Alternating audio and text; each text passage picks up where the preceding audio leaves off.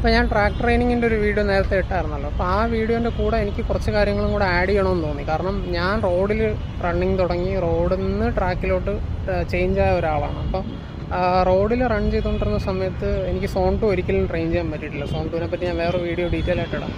Zone 2 ട്രെയിനിങ്ങിൽ basically നമ്മൾ heart rate monitor ചെയ്തായിരിക്കും ഓടുന്നത്. അതായത് ഹാർട്ട് റേറ്റ് ഒരു റേഞ്ചിൻ്റെ അകത്ത് തന്നെ നടത്തിയാലും നമ്മൾ സോൺ 2ൽ നിൽക്കുകയുള്ളൂ. പക്ഷേ റോഡിൽ നമുക്കത് ചെയ്യാൻ പറ്റില്ല. കാരണം റോഡിൽ വണ്ടികളുള്ളതുകൊണ്ട് നമുക്ക് ഒരിക്കലും അങ്ങനെ വാച്ച് നോക്കി ഓടാൻ പറ്റില്ല. അതൊരിക്കലും സേഫ് ആയിട്ടുള്ള ഓപ്ഷനല്ല, അങ്ങനെ ചെയ്യാനും പാടില്ല.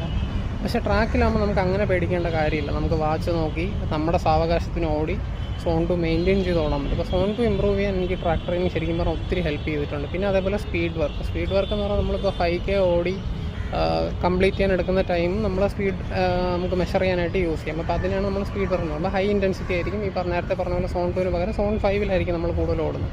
അപ്പോൾ ഇതിൽ ട്രാക്കിലുള്ള മെയിൻ ബെനിഫിറ്റ് എന്ന് പറഞ്ഞാൽ ട്രാക്ക് 400 മീറ്ററാണ് വരുന്നത്. ഒരു ലാപ്പ് എന്ന് പറഞ്ഞാൽ 400 മീറ്ററാണ്. അപ്പോൾ നമുക്ക് 5K എപ്പോഴും സെയിം ഡിസ്റ്റൻസ് തന്നെ ആയിരിക്കും, സെയിം പാത്തും തന്നെ ആയിരിക്കും നമ്മൾ യൂസ് ചെയ്യുന്നത്. അപ്പോൾ നമുക്ക് ടൈം ട്രാക്ക് ചെയ്യാൻ കുറച്ചും കൂടെ ഈസിയാണ് നമ്മൾ ട്രാക്കിൽ സ്പീഡ് വർക്ക് ചെയ്യുമ്പോൾ.